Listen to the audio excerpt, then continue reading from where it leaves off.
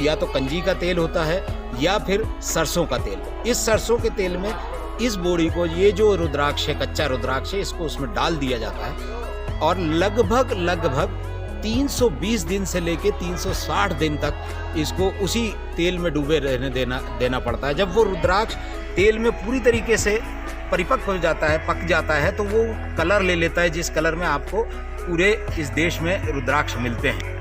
अब आपको एक चीज़ और बता दें हम कि हमारे हिंदुस्तान में रुद्राक्ष की जगह बहुत सारे लोग भद्राक्ष भी बेचते हैं। ये रुद्राक्ष के पेड़ की तरह ही भद्राक्ष का पेड़ होता है और भद्राक्ष के पेड़ से भी इसी तरह का रुद्राक्ष निकलता है। रुद्राक्ष जैसा ही उसका प्रतिबिंब निकलता है।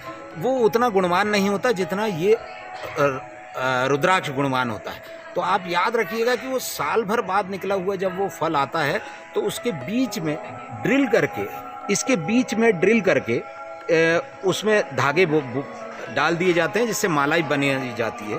और इस पर लकीरें होती हैं, छोटी छोटी लकीरें होती हैं, जिसमें एक लकीर होती है वो एक मुखी रुद्राक्ष होता है, जिसमें दो होती हैं वो दो मुखी।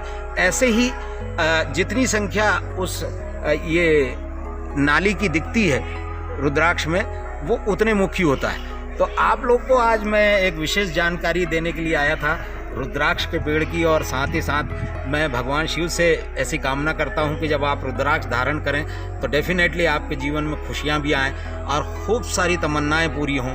मैं पुष्पेंद्र सिंह राजू नागरची जी के साथ आपके साथ जय हिंद नागरची चैनल के लिए सब्सक्राइब भी करें नागरची चैनल को और लाइक भी करें, बेल बटन दबाना ना भूलें। जय हिंद, जय छत्तीसगढ़। नमस्कार दोस्तों, नए शॉर्ट फिल्म और कॉमेडी नाटक देखने के लिए मेरे YouTube चैनल नागरची एंटरटेनमेंट को सब्सक्राइब करें और नीचे दिए हुए घंटी को दबा दीजिए।